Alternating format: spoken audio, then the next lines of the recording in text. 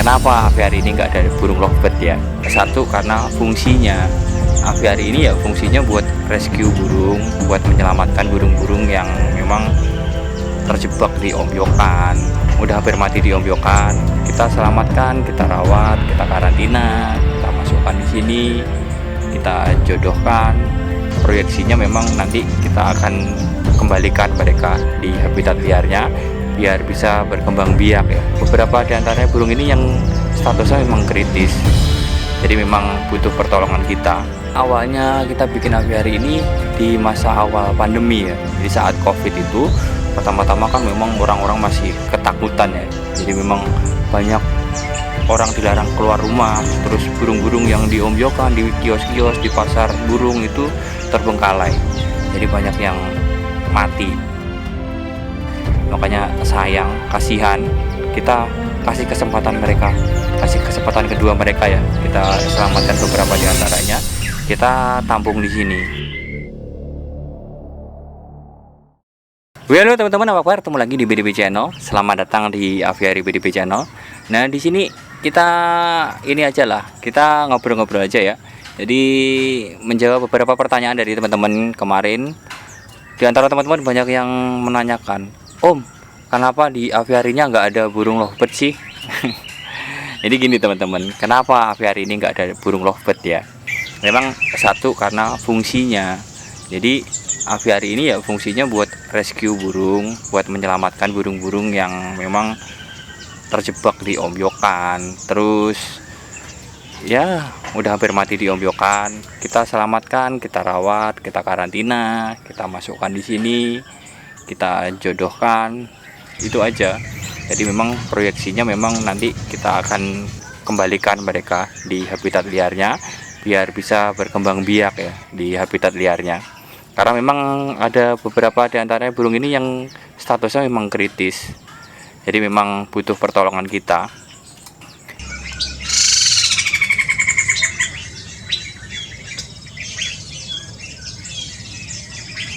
Awalnya kita bikin aviari ini di masa awal pandemi ya. Jadi saat COVID itu pertama-tama kan memang orang-orang masih ketakutan ya.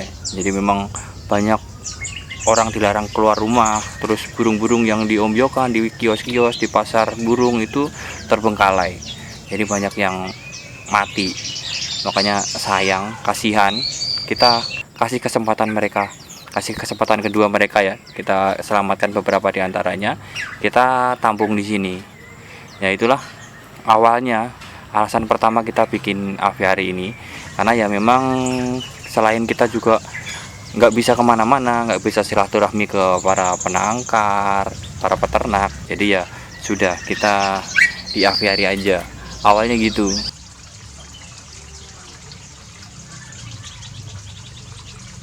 Jadi memang nggak ada niatan awalnya untuk aviari ini kita bikin asal-asalan. Jadi memang kita bikin untuk hobi aja, enggak. Jadi memang ada fungsinya, ada niat baiknya di situ sebenarnya.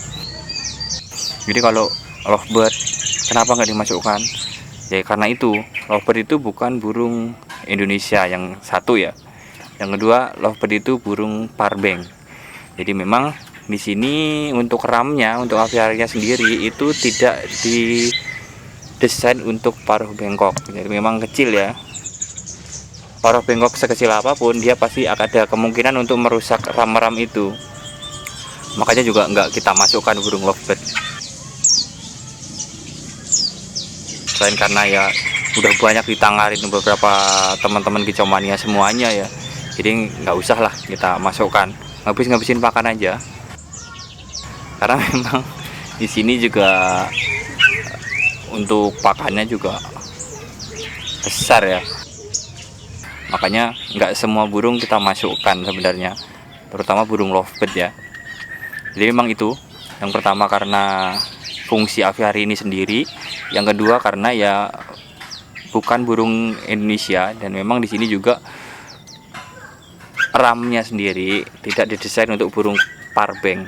Apapun itu burungnya ya, entah itu burung parbeng yang besar atau yang kecil, bahkan serindit yang parbeng terkecil pun nggak kita masukkan. Gitu teman-teman. Jadi kemarin banyak teman-teman yang menanyakan kenapa nggak dimasukkan burung lovebird, yaitu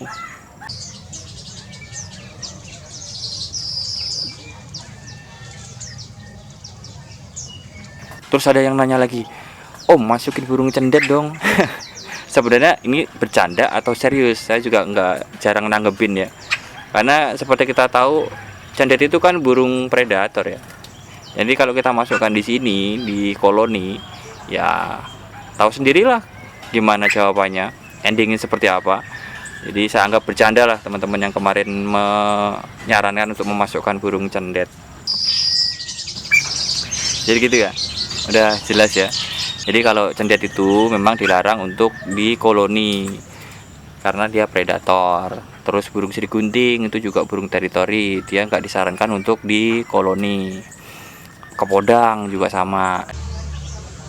Di sini karena kita tes aja burung kepodang, kita masukkan ya burung kepodang emas, karena untuk kita pelajarin bisa nggak sih burung ini recovery dirinya sendiri, karena awal kita masukkan itu memang rusak ya. Udah kita videokan juga, kita upload juga di BDB channel dan progresnya ada. Nah itu ternyata berhasil.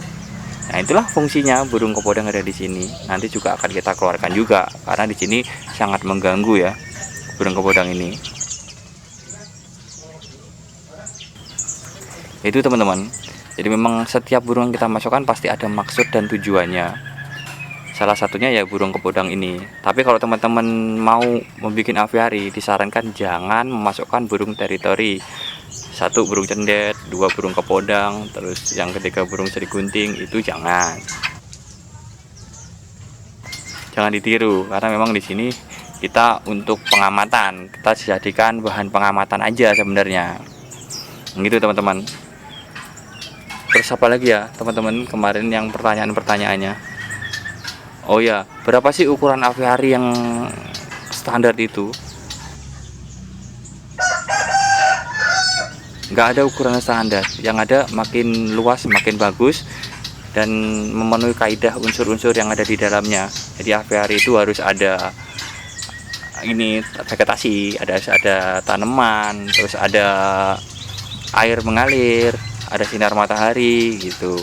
Jadi nggak asal kita bikin, burungnya pun nggak asal kita masukkan. Mana burung yang bisa dikoloni dan mana yang tidak, gitu teman-teman.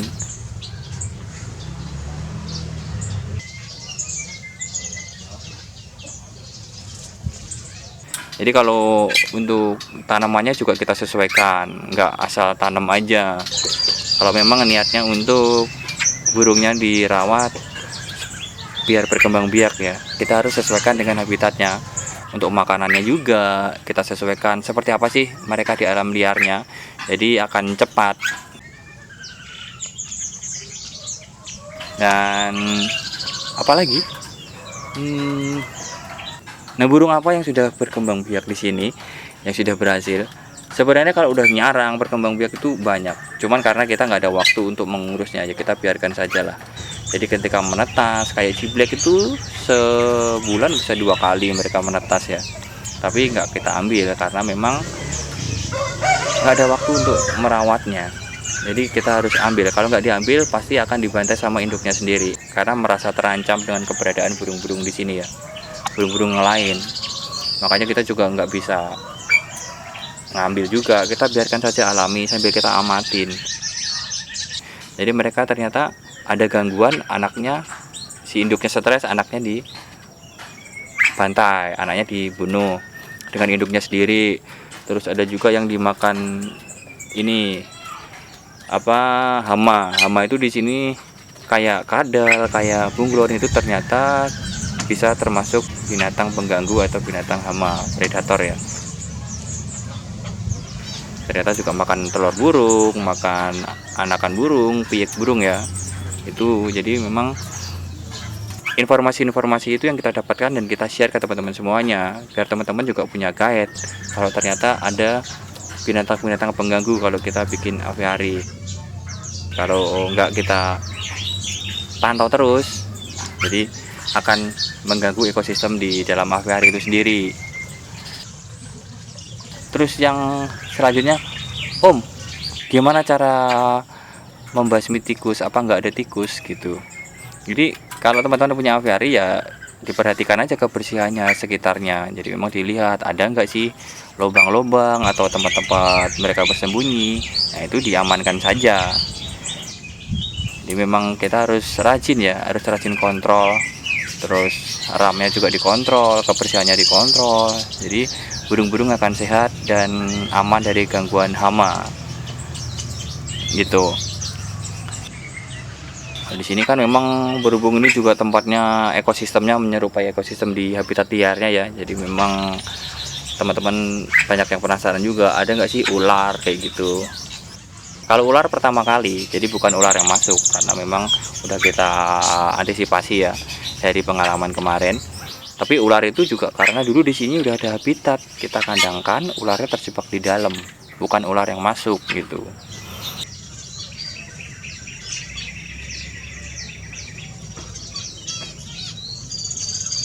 Itu teman-teman, jadi memang ada beberapa cerita yang teman-teman juga penasaran. Banyak yang mungkin yang di awal-awal BDB channel ngikutin udah tahu ya perkembangannya, informasi yang kita share. Karena kita juga nggak memang tiap hari ya kita bagikan, kita share informasi-informasi terupdate dari aviari kita ini. Jadi kalau teman-teman yang udah lama-lama udah ngikutin kita dari awal pasti tahu.